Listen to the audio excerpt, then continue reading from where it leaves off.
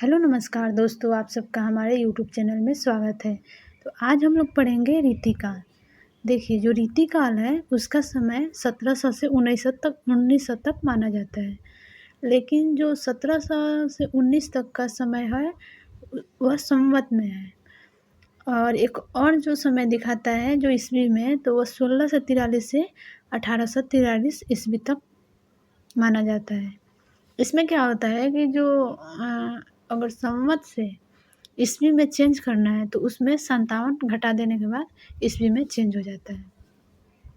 अगला पॉइंट है कि रीतिकाल जो है उसे उत्तर मध्यकाल के नाम से भी जाना जाता है और रीतिकाल को श्रृंगार काल या कला काल के नाम से भी जाना जाता है। रीतिकाल वह काव्य है जो लक्षण के आधार पर ध्यान में रखकर लिखा गया है। रीति का अर्थ है पद्धति, रस, अलंकार, गुण, ध्वनि और नायिका भेद आदि काव्यांगों के विवेचन करते हुए इनके लक्षण बताते हुए रचे गए काव्य की प्रधानता के कारण इस काल को रीतिकाल कहा गया है। अगला पॉइंट है रीतिकाल का नामकरण। देखिए, जो अलग अलग विद्वान हैं उनके द्वारा अलग अलग रीतिकाल का नामकरण किया गया है।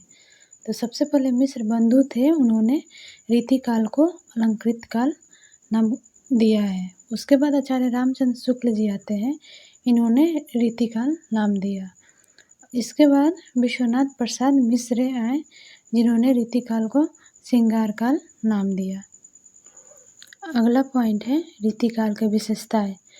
रीतिकाल की जो विशेषताएं हैं, तो सबसे पहला विशेषता देखने को मिलती है कि उसमें श्रृंगार रस की प्रधानता है।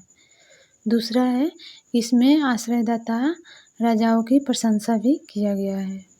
तीसरा है कि इसमें मुक्तन काव्य की रचनाएं देखने को मिलती है और बहुत सारे कवि ने मुक्तन काव्य की रचनाएं किए हैं।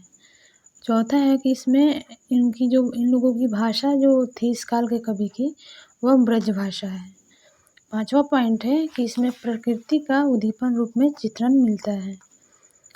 छठा है वीर काव्य। जो वीर काव्य है वो सबसे पहले भूषण द्वारा अपनाया गया था। सातवां पॉइंट है इसमें कवित्त सवैया में भी रचना मिलती है।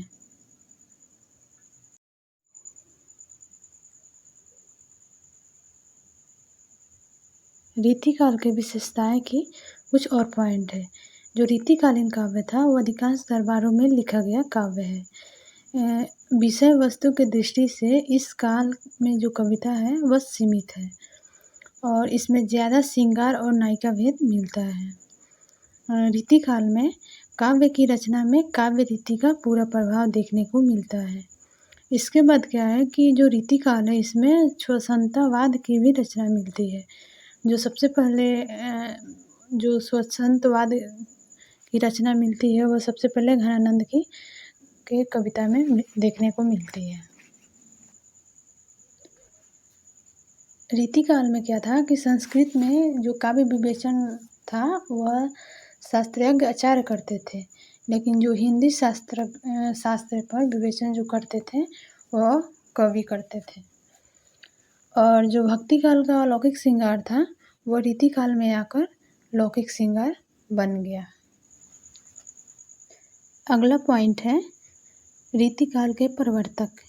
देखिए, बहुत सारे विद्वानों द्वारा रीतिकाल का प्रवर्तक अलग अलग माना गया है। जैसे आचार्य रामचंद्र शुक्ल जी हैं, जिन्होंने चिंतामणि त्रिपाठी को रीतिकाल का प्रवर्तक माना है और जो डॉक्टर नगेंद्र हैं, इन्होंने केशव दास को रीतिकाल का प्रवर्तक माना है। लेकिन जो केशव दास हैं उन्हीं को रीतिकाल का प्रवर्तक माना जाता है। आगे वाला पॉइंट है कि केशव दास जी जो है वह अलंकारवादी आचार्य है और जो चिंतामणि है वह रसवादी आचार्य है।